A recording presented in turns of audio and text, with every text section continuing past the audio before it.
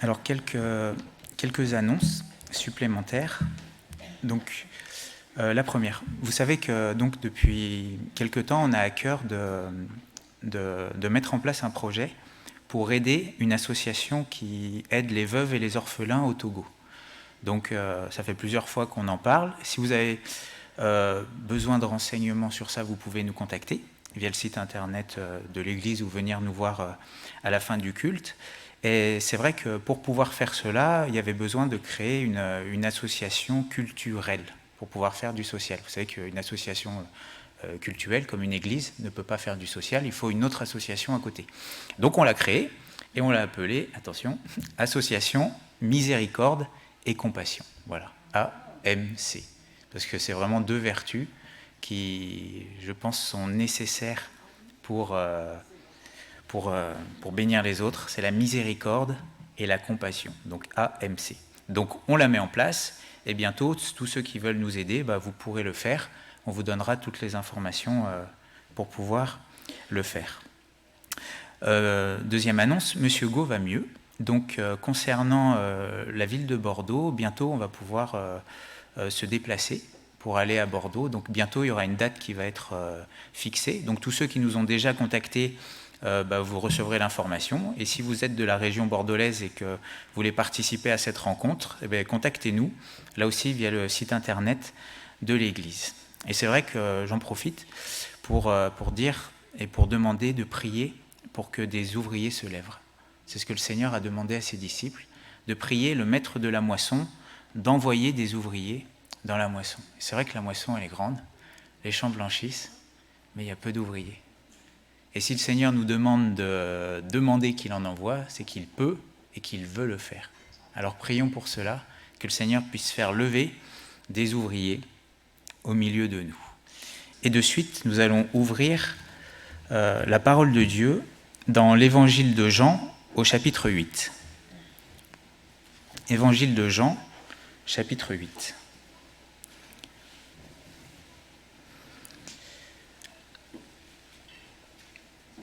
Et on va lire à partir du verset 28. Jean chapitre 8, verset 28.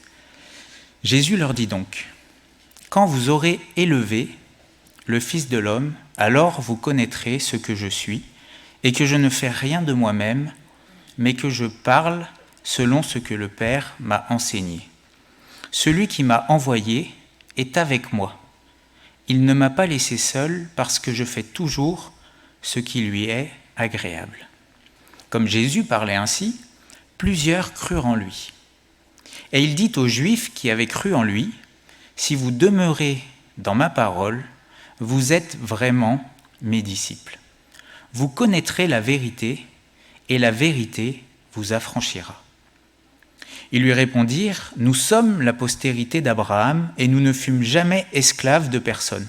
Comment dis-tu, vous deviendrez libres ? » En vérité, je vous le dis, leur répliqua Jésus, « quiconque se livre au péché est esclave du péché. Or l'esclave ne demeure pas toujours dans la maison, le Fils y demeure toujours.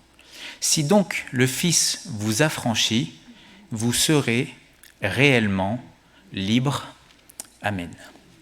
Et je vais vous citer un autre verset qui se trouve dans 2 Corinthiens, au chapitre 2 et au verset 14, où l'apôtre Paul va dire ceci, « Grâce soit rendue à Dieu, qui nous fait toujours triompher en Christ et qui répand par nous en tout lieu l'odeur de sa connaissance. Amen. » Dieu qui nous fait toujours triompher en Christ.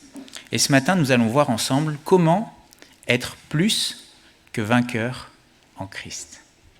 Être plus que vainqueur en Christ. Alors je vais partager des choses que j'ai déjà eu l'occasion de partager plusieurs fois ici, mais ce message, il s'est une fois encore imposé à mon cœur pour vous. Et c'est vrai que c'est un sujet peut-être qui me tient beaucoup à cœur, parce que ce qu'on va partager, c'est certaines choses que j'ai compris à un moment de ma vie et qui ont fait qu'il y a beaucoup de choses qui ont changé dans ma vie. À partir du moment où j'ai compris les quelques principes qu'on va partager, je suis passé d'une d'une vie de disciple, on va dire misérable, à faire des progrès. Et c'est vrai que moi, le début de ma vie spirituelle, ça n'a pas été très glorieux. Bien des fois, j'ai déshonoré le Seigneur à cause du péché. Paul va dire ceci dans l'Épître aux Romains, chapitre 7 et au verset 19, et ces mots peuvent résumer la situation de beaucoup de chrétiens à certains moments de leur vie. Romains au chapitre 7 au verset 19, Paul va dire « Car je ne fais pas le bien que je veux, et je fais le mal que je ne veux pas. » On voit un homme qui ne veut pas faire le mal et qui veut faire le bien. Il s'est repenti. Mais on voit qu'il n'arrive pas à faire le bien qu'il veut faire et il n'arrive pas à ne pas faire le mal qu'il ne veut pas faire. Et il va dire ensuite au verset 20, « Et si je fais ce que je ne veux pas, ce n'est plus moi qui le fais, c'est le péché qui habite en moi. » Et au verset 24, il va dire « Misérable que je suis ». Et il peut arriver dans notre vie chrétienne qu'on puisse crier ces mêmes mots « Misérable que je suis ». Je me suis repenti, je ne veux pas pécher. D'ailleurs, un chrétien, c'est quelqu'un qui s'est repenti, qui a choisi le Seigneur comme son maître. Mais il peut y arriver des moments dans notre vie où malgré le fait qu'on a fait un demi-tour, malgré le fait qu'on a choisi de faire le bien et qu'on a choisi de rejeter le mal, on soit encore esclave du péché. Misérable que je suis, qui me délivrera du corps de cette mort? Qui me délivrera? Et il va donner la solution juste après. Grâce soit rendue à Dieu par Jésus-Christ, notre Seigneur. Et ce que Paul va vivre, nous aussi, on peut le vivre. Dieu ne fait pas de favoritisme. Vous savez, on est tous des hommes différents, c'est vrai, hein, mais on est tous faits de la même nature, parce qu'on a tous hérité notre nature d'un seul et même homme, qui était Adam. Alors comment est-ce que Paul a remporté cette victoire? Comment est-ce qu'il a été libéré du péché? Parce que si on comprend comment ça s'est passé pour lui, alors on pourra l'appliquer à nos vies et ne plus faire le mal qu'on ne veut pas faire et qu'on puisse faire le bien que l'on veut faire. Et cette prédication s'adresse à des gens qui se sont repentis, c'est-à-dire qui ont choisi le bien et rejeté le mal. Sinon, ça ne s'applique pas. D'accord ? Bon. Alors, quels sont ces principes que l'on peut voir au travers du premier texte que l'on a lu? Donc, dans Jean chapitre 8, au verset 32, Jésus va dire à ceux qui ont cru, « Vous connaîtrez la vérité ». La première chose que l'on peut voir dans la parole de Dieu au travers de ce texte, c'est que Dieu veut, Jésus veut que nous connaissions la vérité. La vérité. Le premier principe, c'est que quand Dieu nous parle, il nous dit la vérité. Ça, c'est un principe. Dans Jean 17, 17, Jésus, lors d'une prière qu'il va faire au Père, avant d'aller à la crucifixion, va dire « Sanctifie-les par ta vérité, ta parole est la vérité. » La parole de Dieu, c'est la vérité. Dans le psaume 119, verset 160, il est écrit « Le fondement de ta parole, le fond, l'origine de la parole de Dieu, le fondement de ta parole est la vérité. » Dieu ne ment pas. Tout ce que Dieu dit est la vérité. Nombre 23, verset 19, « Dieu n'est point un homme pour mentir. » Les hommes peuvent mentir, mais Dieu ne ment pas. Tout ce qu'il dit, l'intégralité de ce qu'il dit, de la première majuscule au dernier point, tout ce que Dieu dit est la vérité. Indépendamment de ce que je peux penser, indépendamment de la manière dont je peux analyser les choses, indépendamment de ce que je peux ressentir, la vérité, c'est Dieu qui l'a dit et qui la donne. Et aujourd'hui, la parole de Dieu, elle a été consignée dans les Saintes Écritures. C'est vrai que la Bible nous dit que Dieu parle tantôt d'une manière, tantôt d'une autre. Mais le moyen par excellence par lequel Dieu parle, c'est sa parole. Et lorsque j'ouvre la Bible, lorsque je lis ce que Dieu a permis qu'il soit écrit, alors j'ai accès à la vérité. Dieu a révélé sa parole à des hommes. Il les a inspirés pour qu'ils soient capables de la mettre par écrit. Ensuite, Dieu s'est fait homme en la personne de Jésus. Et quand on lit Jean chapitre 1er, il nous est dit qu'au commencement était la parole, et que la parole a été faite chair. Jésus, c'est la parole de Dieu, c'est Dieu qui est venu pour nous parler. Et puis ensuite, il a inspiré des apôtres, des témoins de la résurrection de Jésus-Christ pour transmettre l'enseignement de Jésus. Il a consigné tout cela dans ce qu'aujourd'hui on appelle la Bible, les Saintes Écritures, et il a veillé à ce que les Saintes Écritures nous soient transmises aujourd'hui. Et quand je lis la Bible, j'ai accès à la parole de Dieu, j'ai accès à la vérité. Et Jésus va dire, au verset 31, il va dire aux Juifs qui avaient cru en lui, « Si vous demeurez dans ma parole, vous êtes vraiment mes disciples. » Ce qui caractérise un disciple, c'est si on demeure dans la parole de Dieu. Le disciple, c'est celui qui garde, qui reste proche, qui reçoit la parole de Dieu. Si vous demeurez dans ma parole, vous êtes vraiment, c'est-à-dire véritablement, mes disciples. Et ça, c'est fondamental. Ce qui définit un chrétien, c'est qu'il s'attache à la parole de Dieu. Pas juste pour la connaître, mais pour la pratiquer. Jésus dira à ses disciples, c'est dans le dernier chapitre de l'évangile de Matthieu, « Allez par tout le monde, faites des disciples et enseignez-leur à observer tout ce que je vous ai prescrit. » Donc le disciple, c'est celui qui observe la parole de Dieu. Et ça, c'est fondamental. L'attachement à la parole de Dieu. Le plus important, j'ai envie de dire aujourd'hui, avant même de venir à l'église, c'est d'avoir médité la parole de Dieu et de m'être attaché à sa parole. Si vous demeurez dans ma parole, vous êtes véritablement mes disciples. Et il est important pour nous, pour chacun d'entre nous, avant d'être attaché à une église, avant d'être attaché à un homme quelconque, ou à tel prédicateur ou à tel autre prédicateur, le plus important, c'est d'être attaché à la parole de Dieu. Parce que le prédicateur n'est qu'un instrument. Si je dis ce que Dieu dit, je dis la vérité. Mais si un jour je dis autre chose, ou si n'importe qui dirait autre chose que ce qui est écrit, je ne dis plus la vérité et je ne dois pas être écouté. Même Paul, qui a été utilisé pour inspirer une majeure partie, pour écrire une majeure partie du Nouveau Testament, va dire ceci, c'est dans Galates chapitre 1er verset 8, il va dire « Mais quand nous-mêmes, quand un ange du ciel annoncerait un autre évangile que celui que nous vous avons prêché, qu'il soit anathème. » Paul il dit que si un jour il revenait prêcher autre chose, qu'il soit maudit. Il se maudit lui-même si un jour il prêchait autre chose que l'évangile. Alors si Paul a dit ça, vous comprenez bien que n'importe quel autre prédicateur peut le dire.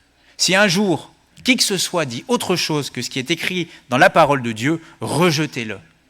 C'est pas quelque chose c'est pas juste un désir, c'est votre devoir. Vous connaissez les Juifs de Bérée qui, lorsque Paul prêchait, ils vérifiaient que tout ce qu'il disait était conforme aux Écritures. Et quand quelqu'un prêche, il ne faut pas tout recevoir. Il faut analyser à la lumière des Écritures. Si ce qui est dit est conforme aux Écritures, vous pouvez le recevoir. Si ce qui est dit n'est pas conforme aux Écritures, vous devez, c'est votre devoir, de le rejeter. Mais quand Dieu parle, c'est la vérité. Et je le répète, ce n'est pas ce que je pense qui est la vérité. Ce n'est pas la manière dont je ressens les choses qui est la vérité. Ce n'est pas la manière dont j'interprète certains faits qui est la vérité. C'est pas ce que quelqu'un va dire de lui-même qui est la vérité.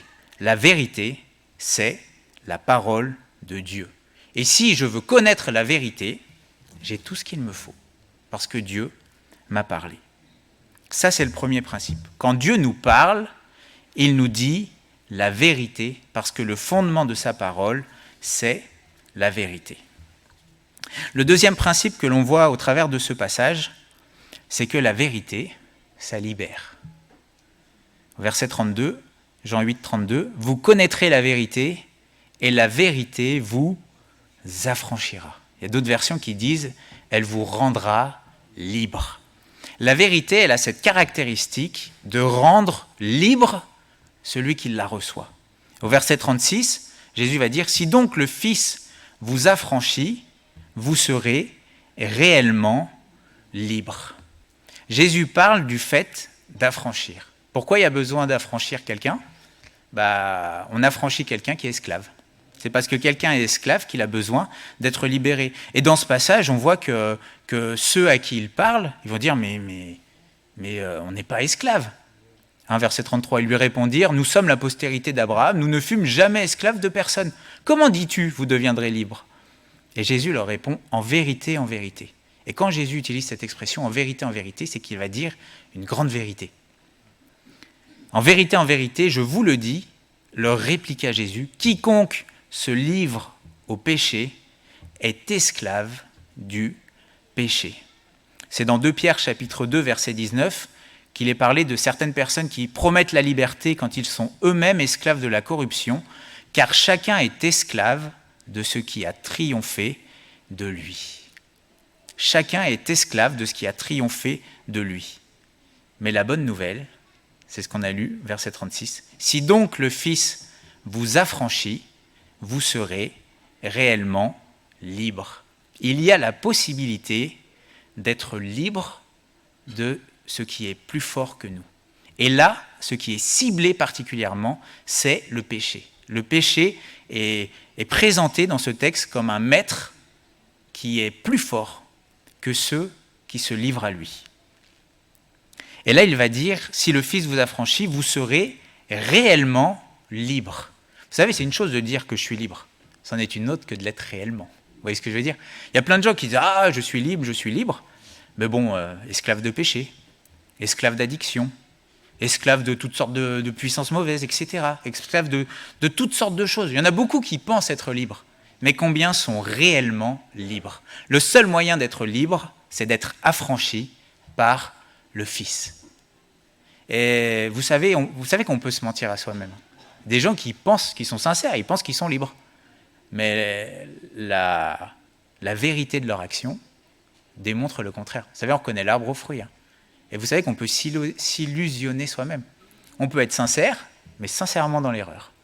La vérité, c'est pas ce que je pense. La vérité, c'est ce que Dieu dit.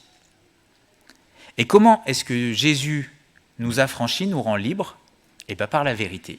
Vous connaîtrez la vérité, et la vérité vous rendra libre. Donc on trouve ce principe, c'est que Jésus libère de l'esclavagisme du péché.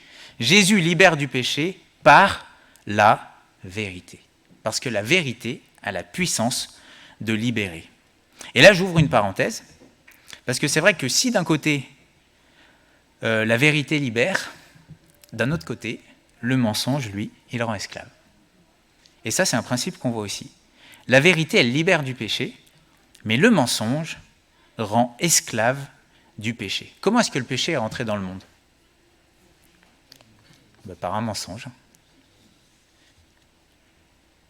Et en fait, dans ce texte, alors on ne va pas le faire pour ne pas être trop long, mais si vous lisez tout le chapitre 8 de Jean, vous voyez qu'il y a cette opposition entre Jésus qui amène la vérité et puis ceux qui appartiennent au diable et qui ont pour père le diable. Et quand il est parlé du diable, il est dit, c'est au verset 44, « Il a été meurtrier dès le commencement, il ne se tient pas dans la vérité parce qu'il n'y a pas de vérité en lui. Lorsqu'il profère le mensonge, il parle de son propre fond, car il est menteur et père du mensonge. » Et on voit que d'un côté, le fondement de la parole de Dieu, c'est la vérité, mais le fondement de la parole du diable, c'est le mensonge. Avez-vous déjà entendu le diable vous susurrer ses mensonges ? Bien sûr. En tout cas, si vous êtes un chrétien authentique, vous savez très bien que des fois, on peut être bombardé de certaines pensées qui sont des mensonges parce que ces pensées s'opposent à ce qui est écrit dans la parole de Dieu. Et si j'écoute ces mensonges, je vais être asservi. Parce que c'est comme ça que ça fonctionne. La vérité libère, le mensonge asservit. Alors vous allez me dire, c'est facile alors.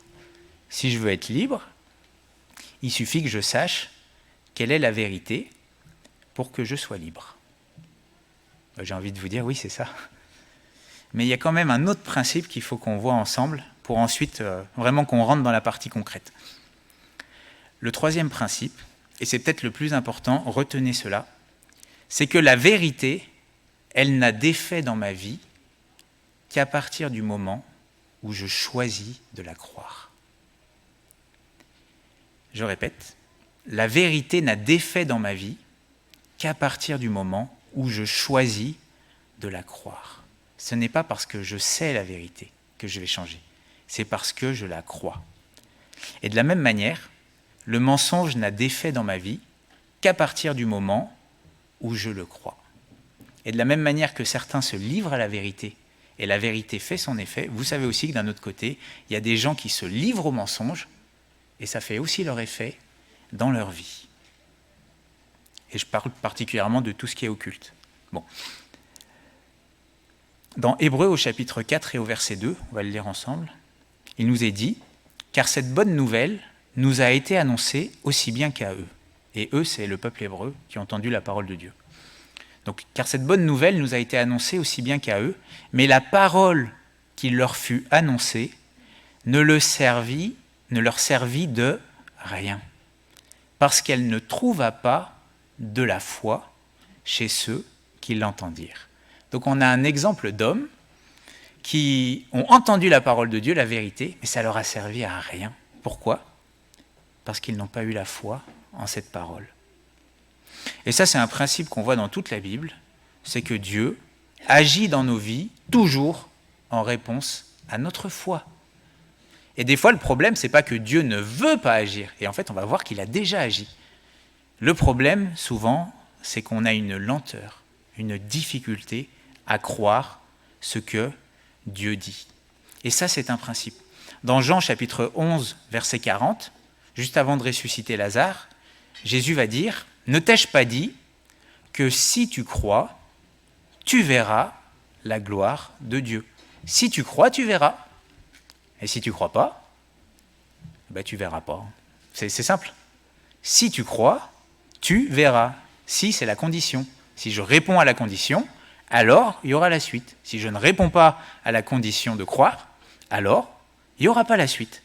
Et au final, de la Genèse à l'Apocalypse, on voit qu'à chaque fois que Dieu agit dans la vie d'un homme ou d'une femme, c'est toujours en fonction de la foi de cette personne. D'abord, Dieu parle, ensuite il y a la foi de l'homme, et après il y a l'agissement de Dieu. C'est un principe. Dieu répond à la foi de l'homme. Psaume 37, verset 5, « Recommande ton sort à l'Éternel, mets en lui ta confiance, et il agira. » C'est simple. En fait, Dieu fait sa part. Sa part, c'est d'agir, c'est de nous parler, de dire ce qu'il veut faire, et d'agir. Mais notre part à nous, c'est de croire ce qu'il nous dit. Alors quelqu'un dira, ah oui, mais moi, croire, j'y arrive pas. Alors j'ai envie de vous dire que là, vous avez écouté le mensonge. Parce que la Bible dit que Dieu a donné la foi à tous les hommes, une mesure de foi. Vous avez tous la foi. Tous. Et dire que vous ne pouvez pas, c'est un mensonge. Ou c'est peut-être juste le moyen de cacher la lâcheté pour éviter le combat. Dans Jacques au chapitre 1er au verset 5, il est écrit, c'est Jacques 1er verset 5, « Si quelqu'un d'entre vous manque de sagesse, qu'il la demande à Dieu, qui donne à tous simplement et sans reproche, et elle lui sera donnée. » On a une belle promesse. Est-ce que vous avez besoin de sagesse ? Bon, moi le premier, j'en ai besoin. La bonne nouvelle, c'est que Dieu donne à tous sans reproche. C'est quand même beau. C'est-à-dire que tout le monde peut recevoir de la sagesse. Mais il y a la condition, juste après, verset 6, « Mais qu'il la demande avec foi, sans douter, car celui qui doute est semblable au flot de la mer, agité par le vent et poussé de côté et d'autre. Qu'un tel homme ne s'imagine pas qu'il recevra quelque chose du Seigneur. » Vous voyez ? Pour recevoir, c'est la foi. Et on voit au verset 8 qui dit « C'est un homme irrésolu. » Donc en gros, ne pas utiliser la foi, c'est être irrésolu. Ça veut dire que la foi, c'est une résolution que l'on prend. La foi, ce n'est pas quelque chose que j'ai. Vous savez, il y a des gens qui disent « Ah, j'ai toujours eu la foi en Dieu. » Non, non, non. La foi, c'est une décision. C'est un choix que l'on fait de croire ce que Dieu me dit. Souvent, c'est dit dans la parole « croyez en Dieu ». C'est un verbe, c'est une action. Ça veut dire que j'ai ma part à faire. Et j'ai déjà utilisé cette image, mais là, je la reprends. La foi, c'est un peu comme une main.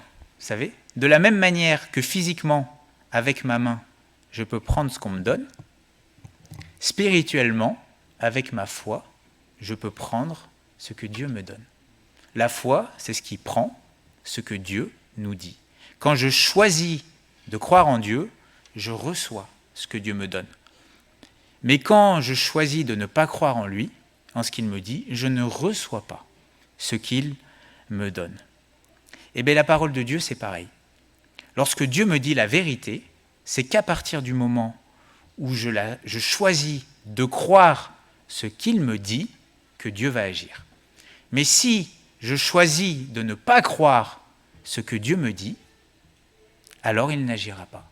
Et d'ailleurs, ne pas croire ce que Dieu dit, c'est une offense. Parce que Dieu est digne de confiance. Parce qu'il est Dieu.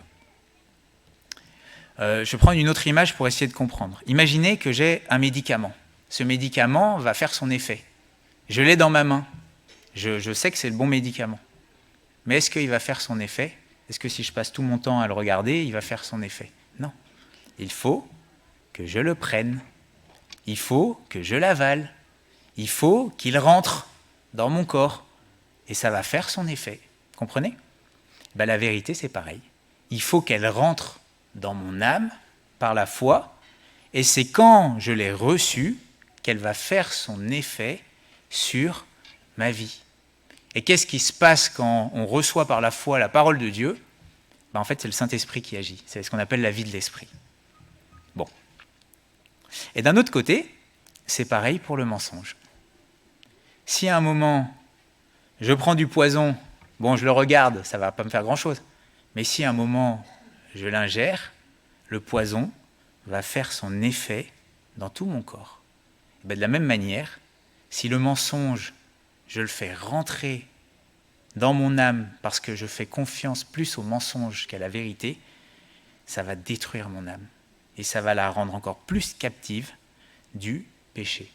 Vous connaissez ce texte où il y a Goliath qui va dire au peuple qu'en gros, ils ont déjà tous perdu, et tout le peuple va le croire.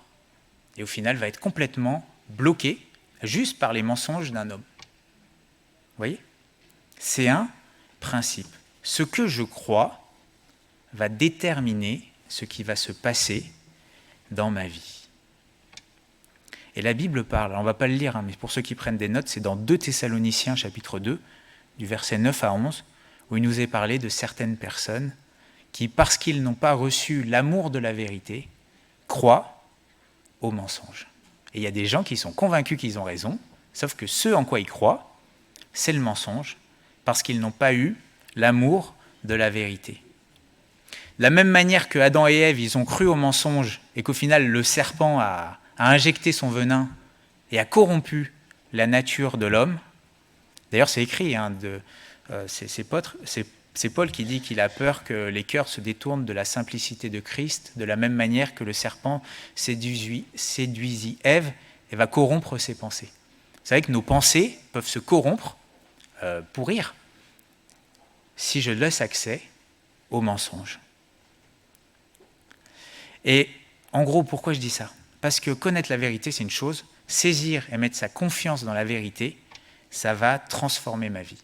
Mais si je ne le fais pas, eh bien, je vais me retrouver à faire des combats inutiles et je vais me retrouver à être asservi parce que je n'aurai pas saisi la vérité.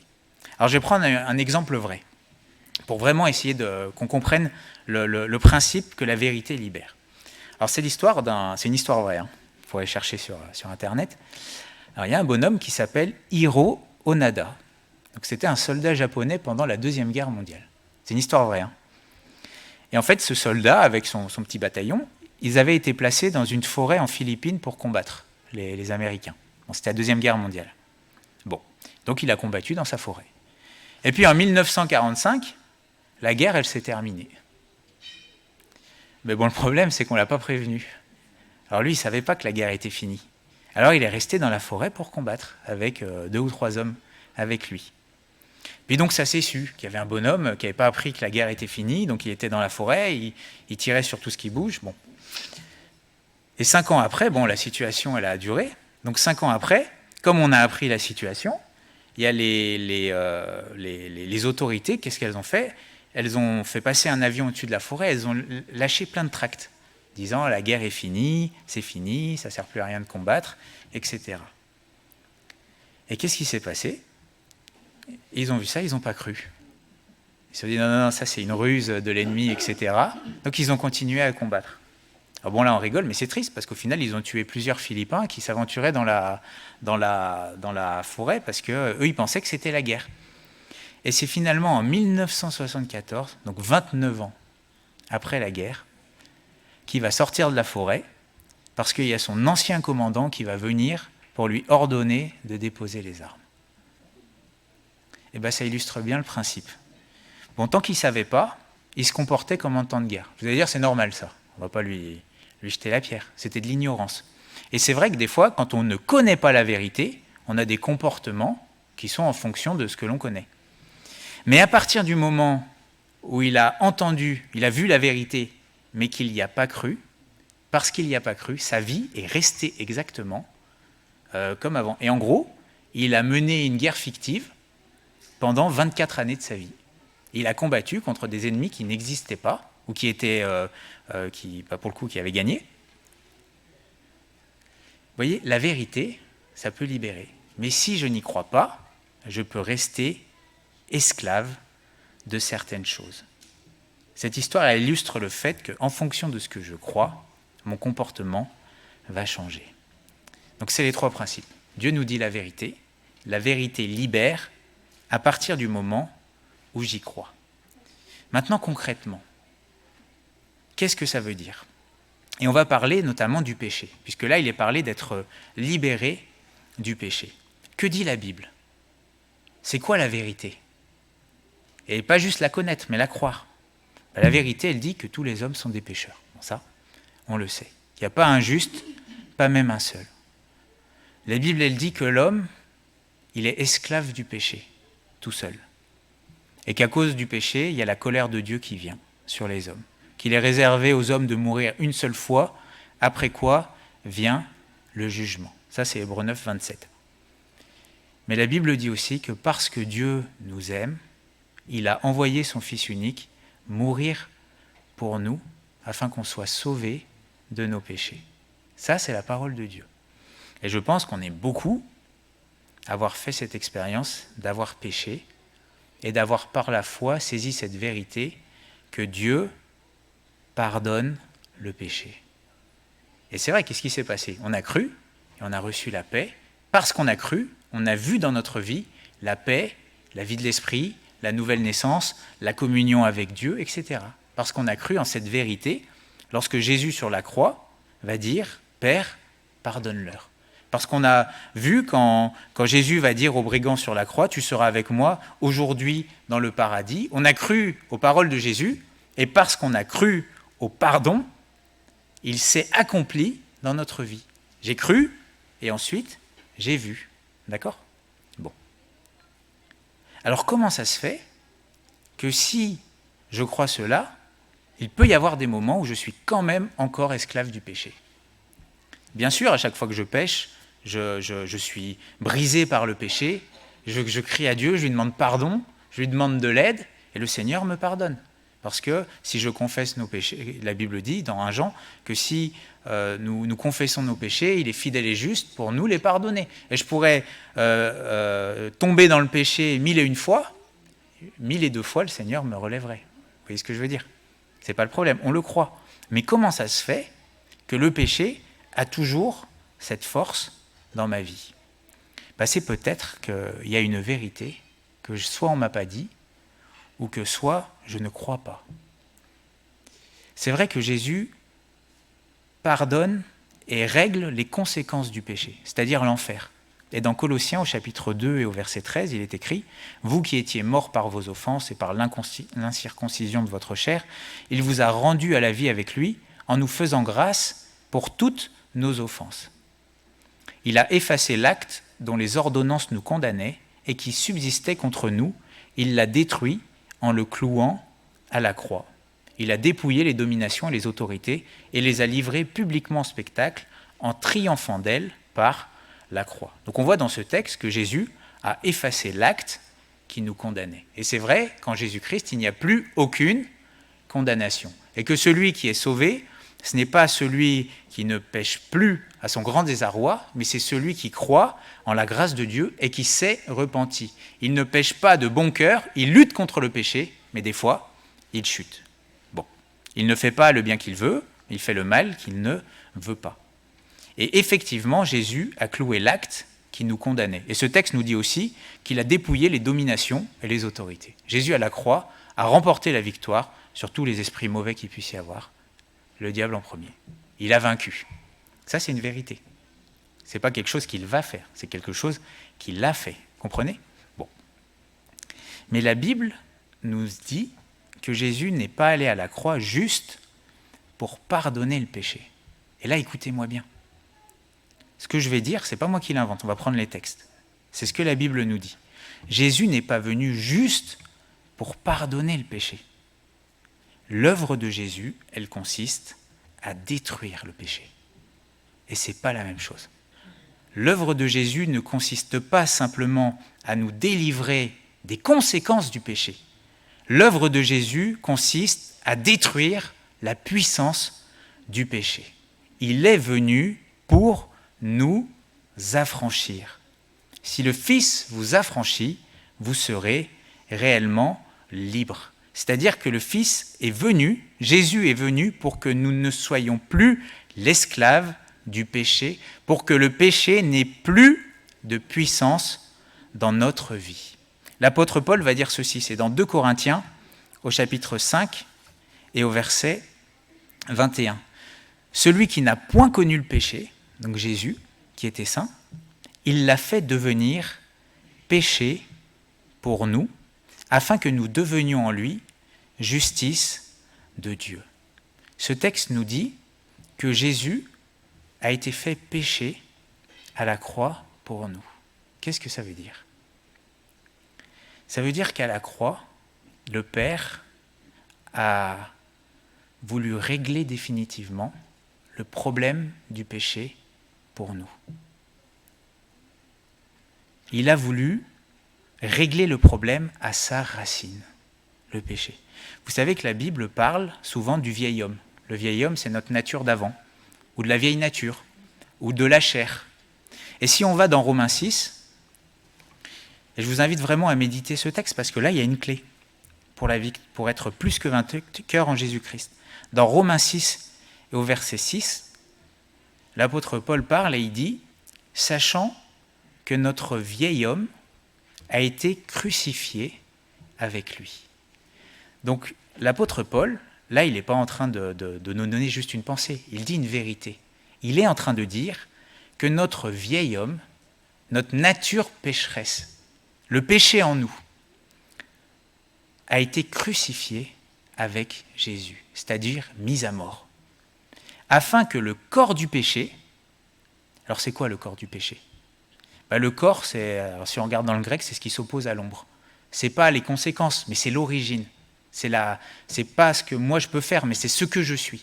Afin que le corps du péché, c'est-à-dire la réalité, le péché en lui-même, fût détruit pour que nous ne soyons plus esclaves du péché. Donc la Bible enseigne qu'à la croix, Jésus a pardonné le péché, mais la Bible enseigne qu'à la croix, Jésus a détruit, vaincu le péché. Que vous l'acceptiez ou ne l'acceptiez pas, c'est la vérité. Mais de votre foi en cette vérité va dépendre votre affranchissement ou non du péché. Et au verset 11, il va dire « Ainsi vous-même, regardez-vous comme morts au péché. » Et regardez-vous, ce n'est pas juste le fait, considérer que ce n'est pas une projection de l'esprit. Dans le grec, regardez-vous, c'est le mot qui a donné logique, ça veut dire accepter le fait que vous êtes morts au péché. C'est comme si Paul leur disait, c'est un fait, acceptez-le. Et comme vivant pour Dieu en Jésus-Christ. Verset 12, que le péché ne règne donc point dans votre corps mortel. C'est la conséquence. À partir du moment où je crois en cette vérité que le péché a été vaincu à la croix par Jésus-Christ pour moi, alors la conséquence, c'est que le péché ne régnera plus dans mon corps. C'est aussi simple que ça. De la même manière que je reçois le pardon des péchés par la foi dans ce que Jésus a fait à la croix, je reçois la victoire sur le péché par la foi en ce que Jésus a fait à la croix pour moi. Parce que Jésus n'est pas juste un sauveur pour nous sauver des conséquences éternelles du péché, il est un sauveur pour nous sauver aujourd'hui et maintenant de la puissance du péché. Et ce n'est pas quelque chose qu'il va faire, c'est quelque chose qu'il a fait il y a 2000 ans sur la croix. Pourquoi est-ce que je ne le vois pas dans ma vie ? Peut-être parce que je ne le savais pas, ou peut-être parce que je ne le crois pas. Et je rappelle que la foi, c'est une décision. Et ça, Paul, il l'avait bien compris. Dans Galates, au chapitre 2, au verset 20, il va dire cette phrase « J'ai été crucifié avec Christ ». Mais c'est ça que ça veut dire. Il ne va pas dire « je vais être ». Il va dire « j'ai été crucifié avec Christ ». Et si je vis, c'est la conséquence. Ce n'est plus moi qui vis, c'est Christ qui vit en moi. Si je vis maintenant dans la chair, c'est-à-dire ici-bas sur terre, je vis dans la foi au Fils de Dieu qui m'a aimé et qui s'est livré lui-même pour moi. Vous allez me dire, mais alors comment ça va se faire ? C'est simple. Quand je crois en la... Enfin, c'est simple. Quand je crois, c'est Romains 8, parce que Paul va dire, mais qui me délivrera ? Et juste après, c'est grâce soit rendue à Jésus-Christ. Et juste après, il y a Romains 8 qui nous parle de la vie de l'esprit. Parce que quand je crois en la parole, quand je crois, quand ma foi saisit ce que Jésus a fait pour moi sur la croix, le Saint-Esprit applique sa victoire à ma vie. C'est comme ça. Le Saint-Esprit rend concret ce que je crois. Si je crois, je vois. C'est comme ça. D'où vient la puissance de briser le péché ? C'est l'Esprit de Dieu en moi qui accomplit la victoire de Christ dans ma vie. Et quelqu'un va me dire, oui, je comprends, je suis d'accord, mais je le vois pas dans ma vie. Eh bien, c'est là que réside tout le combat. Parce que la foi, c'est un combat. Si je regarde à ma vie, je vais voir que c'est le péché qui gagne. Mais si je crois la vérité, c'est Christ qui a gagné face au péché. Comprenez ? Paul va dire que la foi, c'est un combat. Dans 2 Timothée 4, verset 7, « J'ai combattu le bon combat, j'ai achevé la course, j'ai gardé la foi. » En fait, ça veut dire quoi ? Ça veut dire que tous, chacun d'entre nous, que ce soit dans la salle, ou que ce soit sur Zoom, que ce soit sur YouTube, partout, à partir du moment où vous êtes exposé à la vérité, et que vous ne me croyez pas, c'est pas grave, mais vérifiez ce que j'ai dit dans la parole. Mais à partir du moment où ce que j'ai dit, c'est la vérité, elle vous libérera à partir du moment où vous croyez. Et vous pouvez croire. C'est une décision. Et si vous croyez, vous verrez la gloire de Dieu. Et moi, je sais que personnellement, je suis témoin. À partir du moment où j'ai cru à cette vérité, je l'ai saisie, j'ai vu la victoire de Jésus s'accomplir dans ma vie. Est-ce qu'il y a encore des choses ? Oui. Est-ce qu'il faut persévérer dans la foi ? Oui. Est-ce que je suis parfait ? Non. C'est pas ça que je dis. Mais je sais que j'ai vu que la victoire de Jésus-Christ s'est appliquée dans ma vie par le Saint-Esprit quand j'ai cru Dieu sur parole. J'ai cru et j'ai vu. Paul l'a vécu, plein de témoins l'ont vécu, vous pouvez le vivre. Il suffit de le choisir. Et ça, c'est le combat de la foi. La foi, c'est pas je vois, je crois. La foi, c'est je crois, je vois. Il y a ce texte, alors je ne veux pas être trop long, mais dans Exode 17, on ne va pas le lire, mais c'est le moment où Amalek vient combattre Israël, et Moïse va dire à Josué, va dans la vallée, tu combats, et puis moi, je vais me tenir sur le sommet de la colline, le bâton de Dieu dans ma main. Et on voit que ce qui se passe, c'est quand Moïse lève le bâton, c'est la victoire. Et quand Moïse baisse le bâton, c'est la défaite. Vous voyez ? Et à la fin, Moïse va bâtir un autel, c'est Exode 17, 15, et il va lui donner le nom « L'Éternel, ma bannière ». Vous savez, la bannière, c'est ce qu'on dresse quand on a gagné. Vous savez, je vous ai déjà vu des fois des pays qui font la guerre, et dans certaines villes, quand ils ont gagné, sur l'endroit le plus haut de la ville, ils mettent le drapeau de la victoire, c'est la bannière. C'est pour dire maintenant qui a conquis la ville. Vous voyez ? Et ce qui est étonnant, c'est que Moïse, il ne va pas regarder ce qui se passe dans la vallée, et puis il dit « Ah, c'est Josué qui gagne, il lève la bannière, c'est bon, c'est nous qui gagnons. » Puis quand il voit Josué qui perd, il dit « Ah ben mince, il baisse la bannière, et c'est l'ennemi qui gagne. » C'est pas comme ça que ça s'est passé. c'est parce qu'il a élevé le bâton. Mais c'est quoi le bâton? C'est l'instrument avec lequel Moïse a été envoyé vers Israël. Avec quoi Jésus est venu pour nous délivrer? La croix. Le bâton, c'est le symbole de la croix dans l'Ancien Testament. Quand je proclame la victoire de Jésus, quand je l'élève, c'est ça la foi, c'est ça le combat de la foi. Je le vois s'accomplir dans ma vie, en réponse à ma foi. Et ce que je vois dans ma vie, ce n'est pas mon œuvre à moi, c'est l'œuvre de Dieu. Mais quand je baisse, parce que peut-être je vois ceci ou je vois cela, alors, et qu'au final je crois au mensonge, je vois l'inverse se produire dans ma vie. Alors, vous allez me dire, c'est facile. Non, c'est pas facile, c'est un combat. Et c'est là que réside tout le combat. Et d'ailleurs, dans ce combat, il a fallu que Moïse se fasse aider par Aaron et Hur. C'est là le combat. Mais je peux le mener. Je vous dis, non, la Bible vous dit que si vous croyez, vous verrez. Si vous croyez que Jésus a vaincu le péché, alors vous le verrez s'accomplir. Parce que souvent, ce qui se passe dans la vie du chrétien, c'est qu'il combat, comme le soldat japonais, un combat qui au final a déjà été remporté. Le péché a déjà été vaincu. Si j'essaye de le vaincre par mes propres forces, ça ne marchera pas parce que j'ai besoin d'un sauveur. Je ne peux pas vaincre le péché par mes forces. Et en plus, ça a déjà été fait. Il y a 2000 ans sur la croix. La victoire sur le péché a déjà été remportée. Et peut-être qu'au final, par mon ignorance, je suis en train de combattre un combat qui est un mauvais combat. Parce que le péché, il a déjà été vaincu par Jésus-Christ. Je suis tenté, il y a tel péché qui frappe à ma porte, qu'est-ce que je fais? Est-ce que je résiste par mes forces? Un jour, 2 jours, 1 mois, 2 mois, 1 an, et puis badaboum. Et bizarrement, je ne suis pas fort en moi-même face au péché.